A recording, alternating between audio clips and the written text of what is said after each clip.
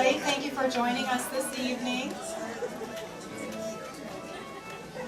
Before we begin, I would just like to recognize the Library Board of Trustees. If you would stand or wave if you're standing. President Jan Schatt, Vice President Beverly Huntley. Oh, where Beverly? She's here somewhere. Hi, Beverly. Mitch Baker. I don't know if Mitch is with us this evening. Kathleen Pilot. Rusty Ayers. And Virginia Marabella. And Ann Christensen, I know, could not be here this evening. Did you know that today is Huntley Area Public Library Day? Mayor Sass said so. The mayor was very kind in reading a proclamation on October 23rd, naming today Huntley Area Public Library Day. So we were very grateful for that. The proclamation is displayed up near the front greeting table if you didn't get a chance to see it when you arrived. As it so happens, the actual formation of the district was this very night, 25 years ago, November 7th, 1989. Of course, in 1989, the village was much smaller. There was only about 2,500 people. Today we serve 39,000. We've seen a lot of changes. We've seen a lot of changes in Huntley since 1989. And today, tonight, we will hear about the formation of the library district, where we are today, and a glimpse of things yet to come. So first, I'd like to introduce our first speaker. Many people already know Mr. Chuck Ruth for his giving spirit and tireless dedication to our community. Chuck also happens to be one of the founders and very vocal supporters of forming the library district, and he also served as the first president of the Library Board of Trustees. Chuck Ruth.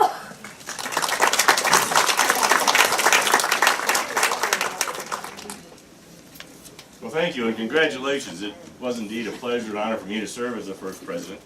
And I was shocked to learn that 25 years ago today was the day the referendum passed to form this district. Now, I'm going to tell you a little story about the early years. And I might mistakenly say I, but if I do, I mean we, not just the library board at the time, but we, the community. As I share my story, you'll understand that it took a total village to make this happen. So let me set the stage a little bit. You've alluded to some of it, but 25 years ago, Huntley, instead of 37,000, was about 2,400 people. The village hall was down in the square. Mayor Damer was our newly elected mayor. He won on a coin toss because there was a high vote. The park district was down by the Boy Scout cabin. The schools were all up on Lincoln Street. Jerry Hartley was the incoming superintendent. Fire district was by the only one district down by the railroad tracks. Route 47 was 2-lane. Algonquin Road was 2-lane. There was no Del Webb, no hospital, and believe it or not a Chamber of Commerce yet. But we had just gotten our first stoplight. Now, let me set the stage a little bit. About 10 years prior to the referendum, there was a group that called themselves the Friends of the Library. And it was mostly current and retired teachers from the Huntley school system. I had just gotten off school board, so I got to be a member. It cost me $1. But at first, the concept was to raise friends and books and money for a library in the school. We didn't have one in those days. However, that soon changed. You see, about 3 or 4 years later, a subdivision down the road called Boulder Ridge started. With that advent, Algonquin Library District got the itch and said, well, let's annex Huntley and grow our library.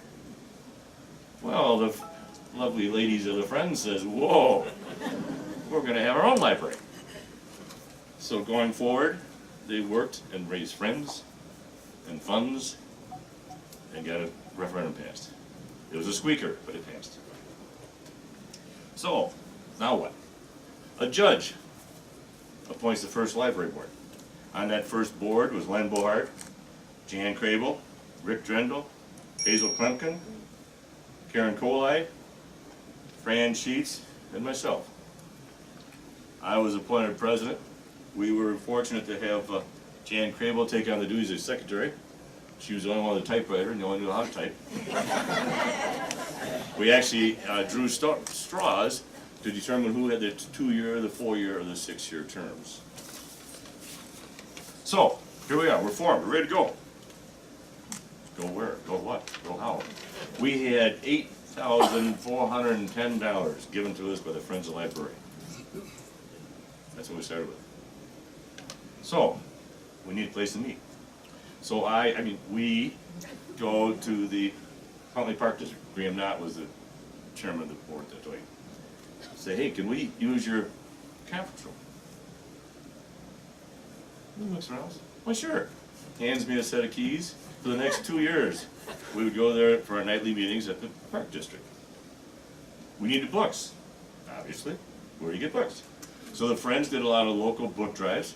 We went to the surrounding community libraries. They gave us their used books. So lo and behold, we started getting a lot of books. Well, where do we put them? Go to Phil Friend. Phil Friend was fire chief, but he also owned Friend Equipment just south of Huntley. He loaned us 3 semi-trailers. I hauled them up to my yard and we started filling them full of books. So now we got books. Now we have to have like a circulation department, maybe somebody wants you to read these books. So, obviously we weren't set up yet. So, we went to the Crystal Lake Library. Crystal Lake Library, they never did, what do we charge you? How do we do this? They didn't know, we didn't know. You're gonna have 1 person a week, you're gonna have 1,000 a week. We didn't know. So it took us a long time to get an agreement worked out. And as I recollect, we finally settled on $1.25 for each time a book was lent out. And they actually served as iLibrary for the Huntley citizens for the first couple of years. So, now we need a building. So I think one of these pictures here shows us what is known today as the Simpson Eye Care Building. Back in those days, it was a Huntley medical building. And it was just a little history. Back in the early 60s, a group of the local farmers and businessmen and community leaders pooled their money, individual money, to build this building. They called themselves, it was an association, so it was like, if you will, a building membership. And they did it for the sole purpose of enticing a doctor to come to Huntley. So they gave low rent to get a doctor to run an office out there. So, fast forward, these fellas that were, for the most part, my folks' age, getting up in years, they didn't really want to continue the building. They wanted to get out of the system. So we needed, so I remember we went to on a Saturday morning, a fellow's house named George Adams. Maybe some of you remember him. We went to his house on a Saturday morning. I said, George, we think that building for our little startup is great. So here's the deal: we won't bicker on the price. You tell us what you want to sell for. But here's the caveat: we'll give you $1,000 down. We're going to close on it, and you're not going to get any more money until our tax comes in. So, as those in the audience know, that's 1.5 years, 2 years later. He said, okay. So now, we got a building. We have to buy some bookshelves, got to remodel a bit. Need a director, need a lot of more things. We go down to the Huntley State Bank. Say, Mr. Banker, we need a $100,000 operating loan. No little problem. We've got no collateral. We got no way to pay it. And give us a couple years and we'll think about giving you some of it back. They said, okay. Now, keep in mind, we're still working off this original $8,000. I was dwindling down. I was bringing paper from home for our meetings, and Jan was typing on both sides of the paper to save paper. We're doing everything we could. So we'd gone to grants at the state level, at any place we could think of. We got turned down. And the reason we got turned down is we were a brand new library.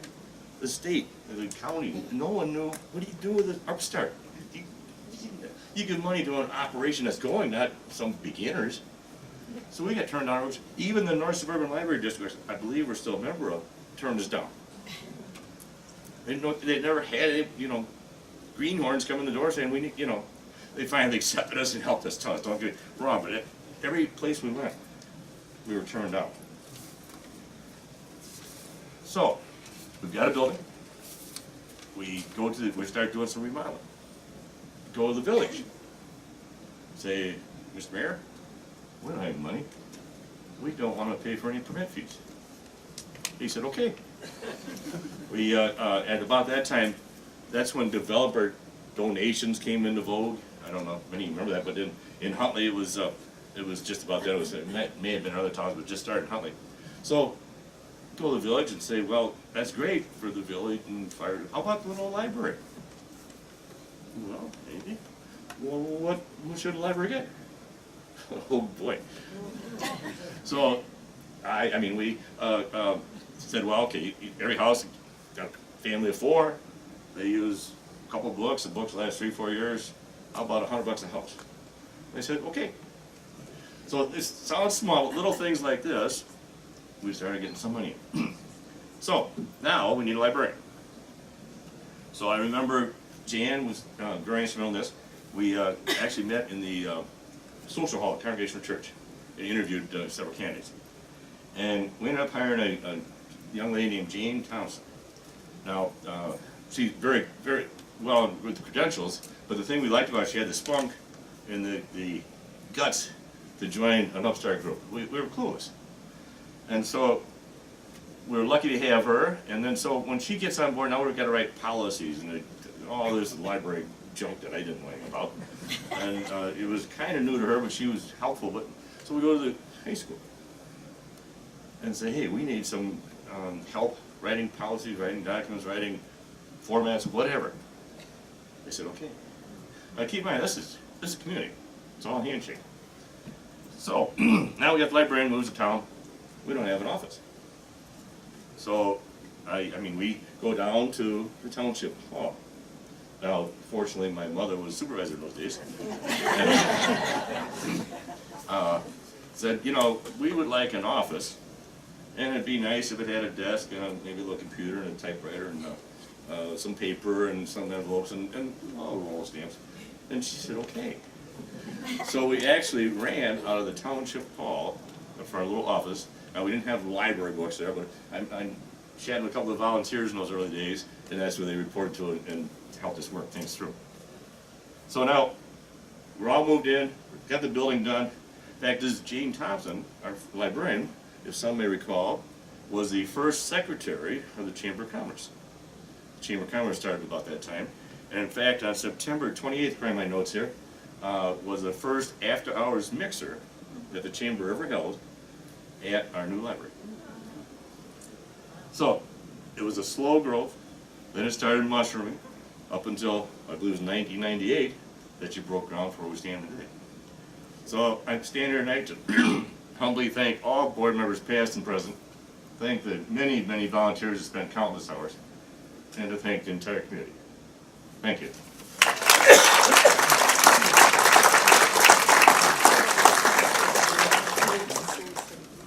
Thank you, Chuck. Chuck spoke about how the library was founded in the grassroots effort by our community. Our second speaker is Rusty Ayers. He's a current library board member. He was elected the first time in 2001 and has been serving our community ever since. And in his 13 years, Rusty has served as president, secretary, and treasurer of the board of trustees. Rusty.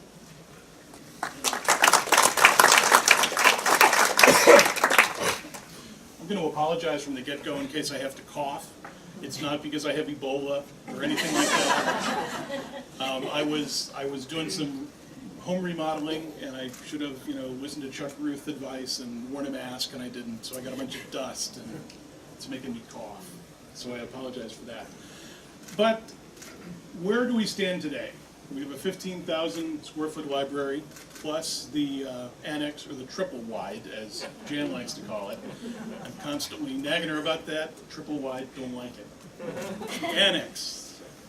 Let's grandify it a little bit. We have several dozen employees. We have a budget between $2 and $3 million.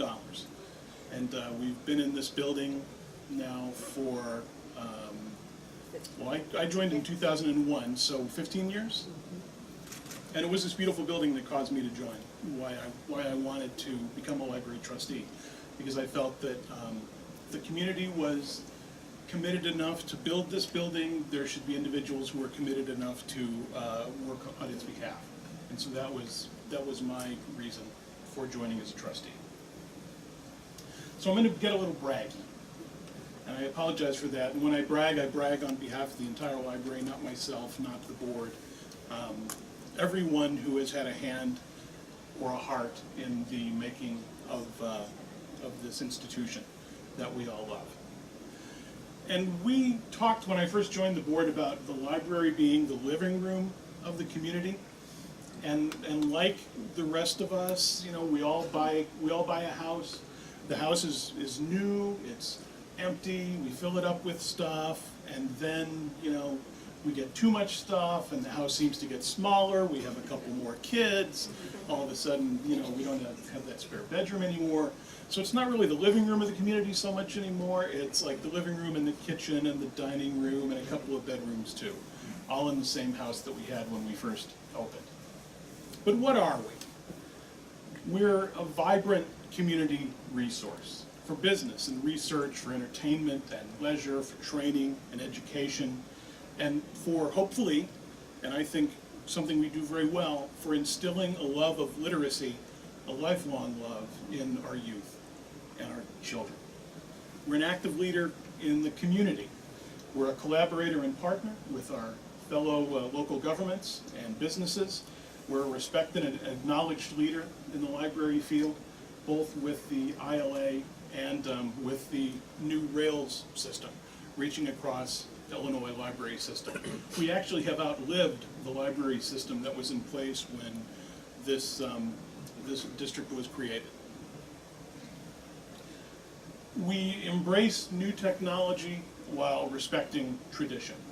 What we always try to do as a staff and as members of the board is to give patrons what they want and how they want it. And that continually changes as the world that we live in changes and becomes more technologically sophisticated. We have ebooks and online materials for music, for magazines, for databases. We train people on how to use this new technology, and you can enjoy almost all of the benefits of the library's collection without ever having to leave home. Through the smartphone app that we have, through the website, through the ability to download books onto your tablet or your phone, however you like to read it. However, even though we do embrace the technology, we always try to serve the patron who loves the physical nature of that book in their hand, who wants the weight of that book, who wants to stick a CD in their stereo and listen to music that way, or put that DVD in their television and watch that. So we will never, I think, ever go fully virtual, at least probably not in the time that I will be here, but our challenge is always to determine the proper mix of the real tangible material and the virtual material.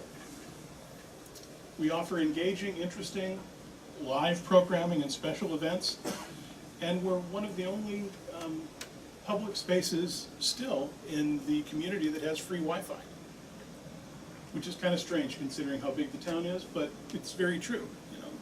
One of the only free places where you can go to get that. And giving people things for free has always been one of the things that we try to work on as board members. We want to have the special events free of charge as much as possible. We want to have the use of our meeting space available as much as possible for free, because we feel that the taxpayers have already paid for it once. They shouldn't have to pay for it again. As we stand here today, the library is on a very strong financial footing, and we're very proud of that. The budget has always been balanced, and we've always lived within our means, even when it was very hard to do so. It's getting a little bit easier now as the economy continues to improve, but back when things were really bad, it was difficult to try and keep everything going, but we did. We've respected the wishes of our patrons, we've avoided asking them for more funds, and we've continually done more with less. The mortgage on our building is paid off, but we continue to invest in the facility by making upgrades and repairs to our physical plant as needed. And we find that as the building does age, we're becoming more and more invested in trying to keep the building maintained. You know, it's like having that car with 100,000 miles on it. After it reaches a certain time, you know, things start to break. And we're in that stage now where we're fixing things that are breaking. But it's still a beautiful building, and we expect it to remain so for decades to come. We've continually improved the footprint of the library, where we put things. The staff, and we apologize to you guys, have moved numerous times. Their offices have changed, where they work has changed. We've changed the circ desk. We've put in new shelving, different shelving. We've moved the children's area to the annex.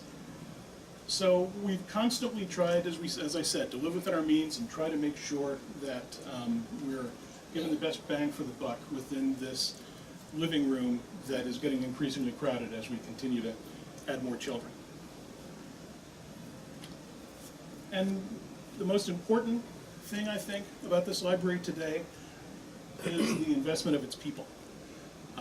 The staff, the board, our friends, and I say that, when I say friends, I mean friends with a capital F and friends with a lowercase f, because we have the Friends of the Huntley Area Public Library Foundation who do such wonderful things. We couldn't do half the things that we do without their help. And then we have the individual patrons and the people of the community, our lowercase friends, who help us by providing patronage. I mean, a library is useless if we don't have anyone coming to take advantage of it. And we're very pleased that we have so many people who love the library enough to want to spend time here and be with us. We're proud that it's a good place to work. We have strong management. We have decades of experience within our department heads. And we enjoyed the advantage of having a new director at the same time who is bringing refreshing new ideas into our organization. And we have good cooperation and respect between the board, the director, and the staff, which is crucial if you want to have a public organization that people can trust. Patrons repeatedly mention the staff as one of our strongest and best features, and we agree. It's all about the people. It was a good library when we had the little tiny building. It's a good library now. A library is not the edifice in which the books reside. It is the love and respect that comes from within the hearts of the people who work there. So, our present-day library faces challenges, as we all do. We have to stay abreast of new technology while maintaining that proper balance between the e-books and the hard copy books. We need to find creative ways to utilize our existing space and maybe look into whether we need to increase the amount of space.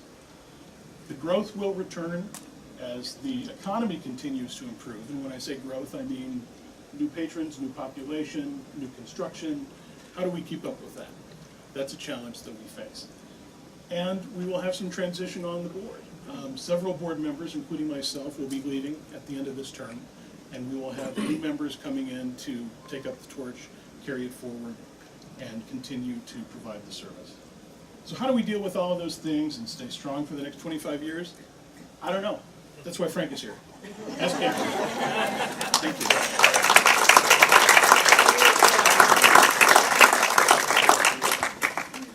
Thank you, Rusty.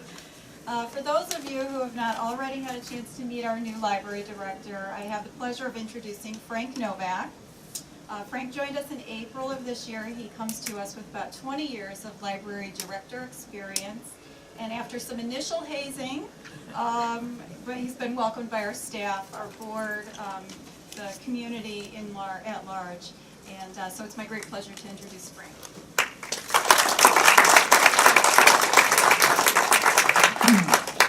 Yeah, thanks, Rusty. I'll get you later at the next board meeting.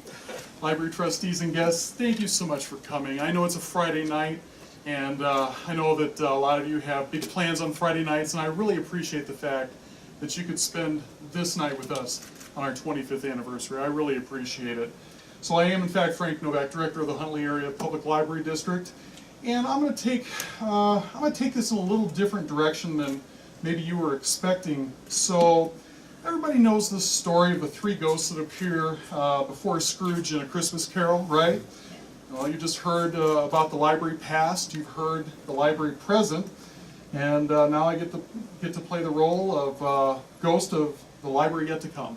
And so unlike the phantom that appears before Scrooge, I'll actually speak to you. And if I were to accurately play that role, I would just be shrouded in a deep black garment, and I would just be pointing at various scenes in the library and only pointing, and I wouldn't say a word. And you'd just be getting my meaning by observation and reflection alone, and I think I would just make my points that way, but that won't be very effective for this particular night, so I won't do that. But just like the Dickens morality tale, the ghost of the future is the scariest. It's the scariest for many reasons, but perhaps the most of all, it's the scariest because it shows us who and what we can become as a result of what we did or did not do during our lives, both personally and civically. So, shall we talk about the future now? Do you want to know what the library is going to look like in a few years or many years down the road, 25 years down the road? Of course you do. No, that'd be too easy. Yeah, I could tell you about digital literacy. I could tell you a little bit about maker spaces. We could talk about collaborative, connected collaborative spaces. We could talk about changes in copyright law. We could talk about video gaming, digital development, designing video games, streaming. We could talk about how all of these things will impact our library in the future. I could go on about the importance of programming, the need for technical training of our public. I could talk about forging partnerships with our other community organizations here in the Huntley area. And these are all brilliant matters to talk about and discuss. All of them are coming to us, and all of them are incredibly important. But there's a catch. They don't matter without you. This library needs your help, and it's going to need your help as it goes forward in shaping its own future. Just like the phantom, I could point to the children's room, which is housed, and I'm sorry, Rusty, it's housed in basically a triple wide trailer, okay? It's a temporary structure. It is not a permanent structure with no room for our kids or grandchildren, okay? I could point to the program room that has trouble accommodating programs like the very one you're in tonight, okay? I could point, just like the phantom, to the noisy server rack that we have in the middle of our work area and back with no cooling system attached. I could also point to the staff member using a storage closet in back as an office space. I can show you a beautiful fireplace that can no longer serve as a focal point in our facility because we're so jammed up here. I can show you a building that can't be used to its full potential because we have flat run out of space to use in this building. I know that a building is more than just a building. I know that a library is more than just a building. I understand that. Now, I could keep pointing, but I know you understand. Now, this is the part of the story where Scrooge would be quaking. But it gets brighter. I don't expect you to quake. It does get brighter. Some will say, well, what we have now is good enough. But you know what? Since when is just good enough for the people of the Huntley community? You have nationally recognized police and fire departments. You also have a park district that is nationally recognized. The schools are best in class and leading the region. Our taxes are lower than in neighboring communities. The business climate here is excellent, being led by skillful business people of all types. We are blessed with dedicated individuals from the Chamber, Village, Rotary, and so many other groups too. Communities like Sun City and Deer Path are second to none. We are thriving and getting better every day, so it only follows that our library building itself should reflect that to carry us into the future. Everything else at the library points to a bright tomorrow. We have a fantastic staff. We have a fantastic friends group. Some of the best, most helpful, most intelligent professionals anywhere can be found right here in this library. I know because I've served with a ton of professionals throughout Illinois. And this staff and Friends organization are incredible, and you should be very proud of them. These people who for years have done the best they could with what they have made just great strides. I mean, they have really, really struggled in this facility. And again, I'm coming back to the facility. I know the library is more than just a facility, but they have struggled with it. But they're doing a tremendous job. We also have a committed, caring board who only want the very best for the community they serve. In the future, this library will be a place of print materials and digital materials alike, a place for learning, a place for entertainment, a place to connect with oneself and even connect with the world at large. It will all be right here for the Huntley area, and with your support, we can make it better. If you really want to know what the future of our library looks like, just take a look around. Go ahead, take a look around. Take a look around at the people who are here. Because as the ghost of the library yet to come, I'm showing you the future. I'm pointing at you, you, all of you back there, I'm pointing at you. Okay? Because you are the future, and with your support, it's going to be great in the next 25 years. God bless us, everyone.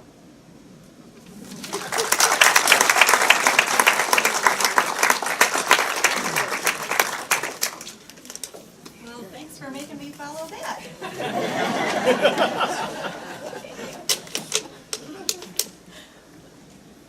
Okay, the library district has changed quite a bit, and we have built many strong partnerships in our community. It would be impossible to name all of those who give so generously, not only of their time and energy, but also open their checkbooks to the library. And however, we would be remiss if we did not recognize some very special organizations who continue to generously offer their support as we deliver on our mission to provide the best library materials and services to our community. First and foremost, we need to recognize the Library Friends Foundation. Pamela Campworth serves as the Friends Liaison, working with the Friends Board of Directors to plan and organize their many fundraising events and to promote their good work in the community. I'd like to invite Pamela up to say a few words about the Friends.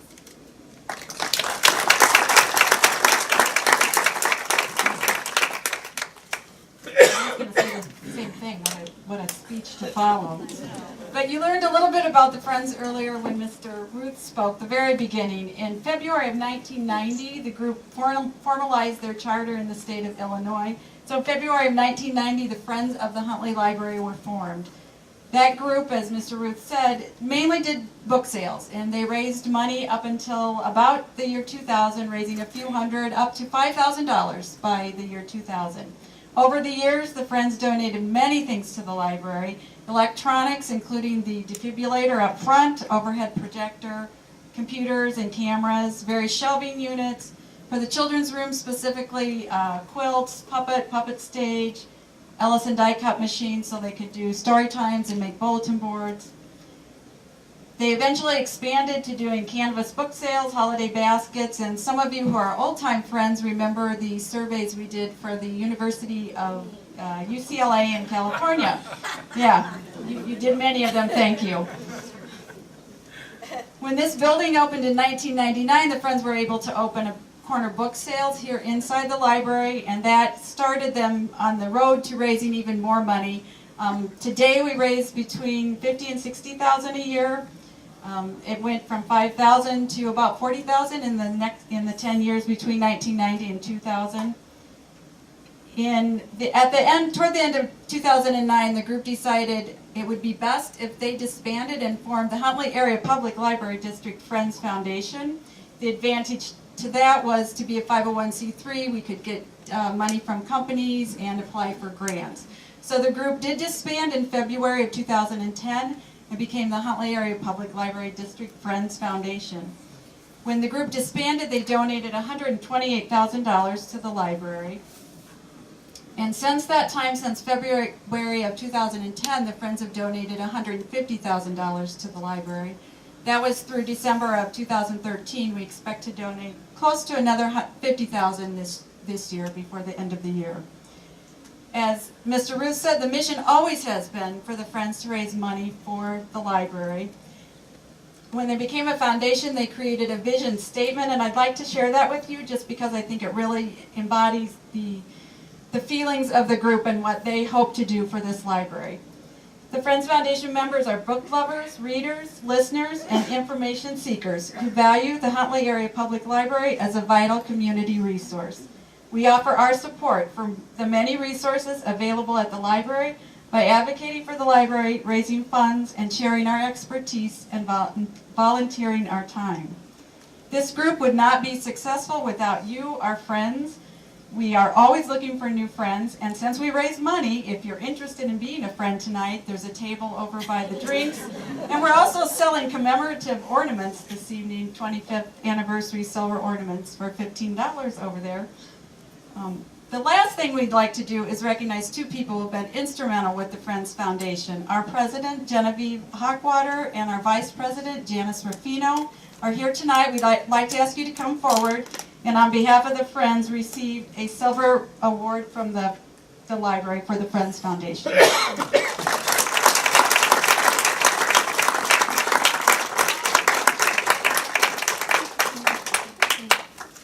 Thank you. Oh,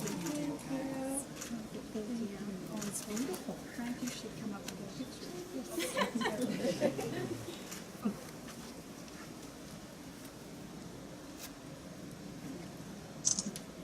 Right here.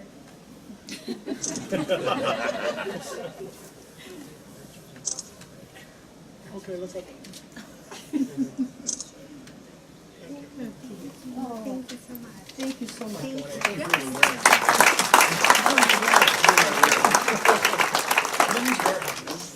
I've only got 4 more pages left, don't worry. The second organization we'd like to recognize this evening is the Village of Huntley. They've always been a very supportive partner. I know Margot Griffin, Barb Reed, and Rita McMahon are here somewhere this evening. If you could come forward.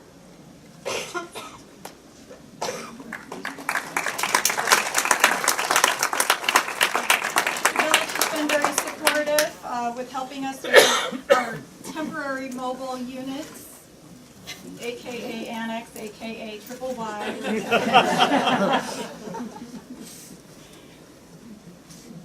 you very much. Also something to watch for this coming December, we are partnering with the Village and the Park District for a very special holiday event, A Very Merry Huntley. More information will be coming about that. It's going to be December 5th. Thank you very much. Thank you.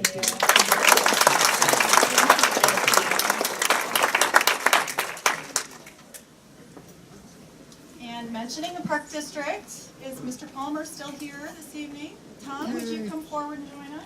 I'd like to recognize the Park District. Tom is the director, and he and his staff work with the library on various events. They often provide us free program space. As we mentioned, we have very little. As you can see, we only have so many seats that we can provide on any given evening for our events. And they also cross-promote special events with us, and were a summer reading partner with us this past summer. Our pleasure.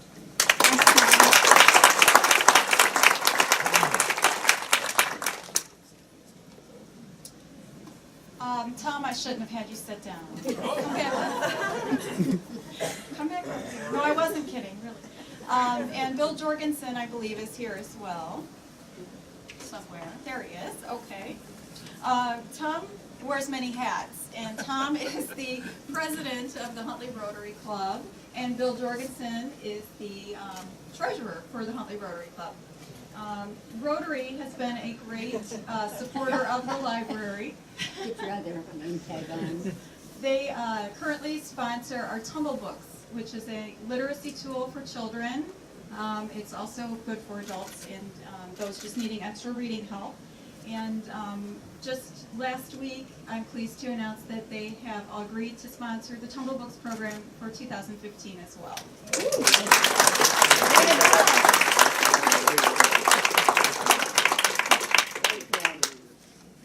Frank, thank you. Thanks, Tom. Speaking of Tumble Books, last year the school district, School District 158, gave Tumble Books kind of a test run at their Legee Elementary School. They have the new tablet computers, and when they added the app for Tumble Books to the tablet computers, our usage numbers went sky high, so we were very excited. They went up by 642%. Fantastic. Because the response was so huge from the students, the school district added the Tumble Books app to all the tablets district-wide this year. Our usage is now up 1,781%, so it's very exciting. We also partner with the school district. Miss Nora, if you know Miss Nora in our Storytime room, she does do story times at our Parent Tot Center. We also are working with them on a concert at Chesapeake Elementary, November 14.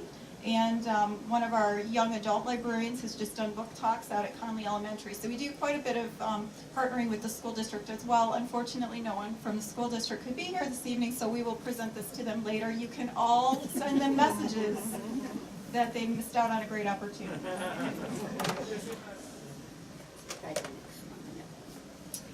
Sergeant Michael Hewitt is here this evening. Would you join us, please, sir? Sergeant Hewitt is our area sergeant for this library. Keeps us safe. He's been a great asset to us over the years. The police department works very closely with us on emergency planning and making sure that we keep everything in order over here. They bail us out when we get into trouble, so. So we just like to thank them. The police department did also partner with us on the summer reading program this past summer. It was a great success. Thank you.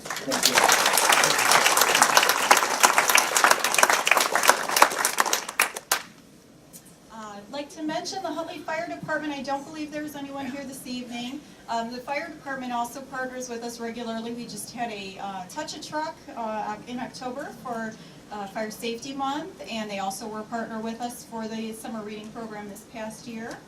So feel free to email them too.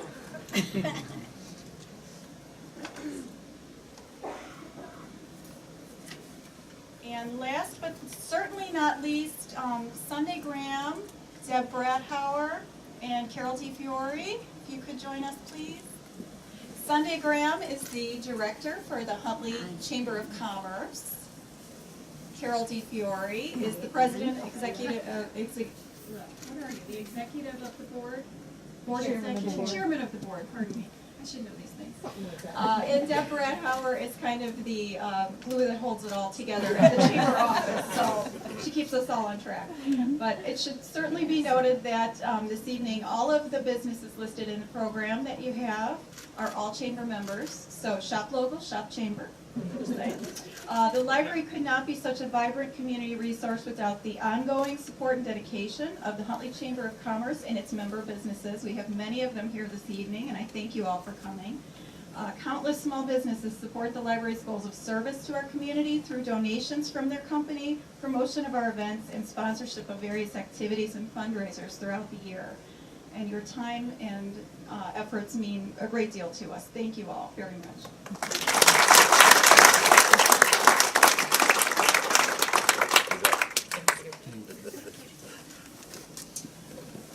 I'm very lucky to work with some really amazing and wonderful people here at the library. Also, many of you are here this evening, so I'm glad that you were able to join us. Without you, the library could not thrive the way we do in our community. Our final presentation this evening is to you, our guests. But to make this very important announcement, I'm pleased to introduce one of the most amazing people I have had a chance to work with, Mr. Doug Cataldo. Doug is the library's marketing and technology specialist.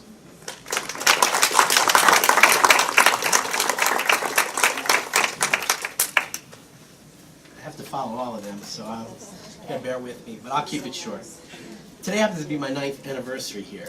I'm celebrating the same day as the library. I was hired after 2 of the longest interviews I've ever went through in my life. One was 4 hours and the other one was 3.5. I sat through questions, I was grilled about what I could do and what my visions were, and about my baking skills of all things.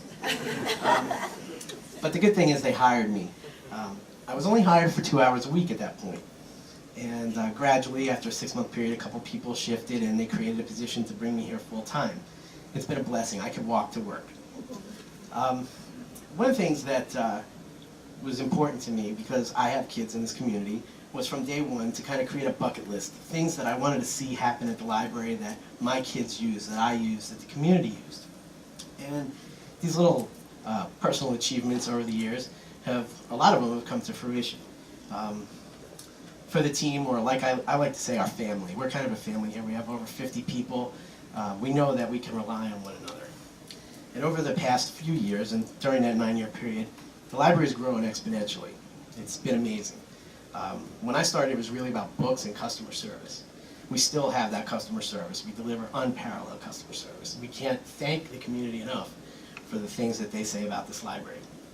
But it's more than that. With digital services and video games, databases, online services, it's changed so much that we have to change. We continue to be many things for many people. And it's to the point where we've expanded beyond the walls, Frank. You said, space is an issue, but luckily through digital things, we're able to deliver outside the walls of the building. We give them entertainment and educational fulfillment. So over the years, we've been able to cross some of those things off of that achievement list I had. Today, we're proud to cross off another. With guidance from the library and the Board of Trustees, we've designed the new library logo. And the 25th anniversary seemed to be the perfect opportunity to reflect the relevancy of the library and its diverse offerings with a new, fresh look. The other thing that's going to change is our newsletter. Instead of being an 8.5 by 11 program guide, it's going to be more of a magazine. And you'll get to see that later on this month. But be on the lookout for that. With the new logo, it's important. We wanted to create a recognizable symbol. If you look at it, you're going to think library. Nike has the swoosh. Target has a target. We wanted to create something that would say library, but also say other things to anyone that looked at it. And I think we feel like we've succeeded. It began with a book, but the image can be different things to different people. And I hope you guys see it that way. It could be a book, it could be an open door, but I'm going to stop talking and let's show it to you.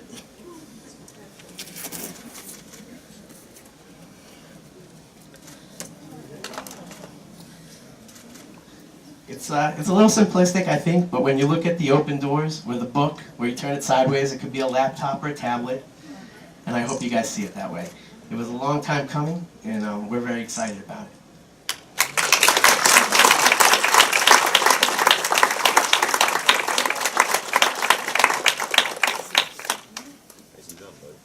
So, on behalf of the library, Board of Trustees, and the director, thank you all so much for joining us to celebrate our 25th anniversary. We hope you've had a great time.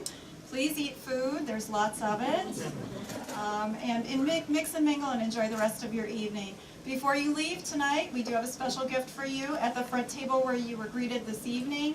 So please stop there to help yourself to a memento from the evening. Thank you very much for coming.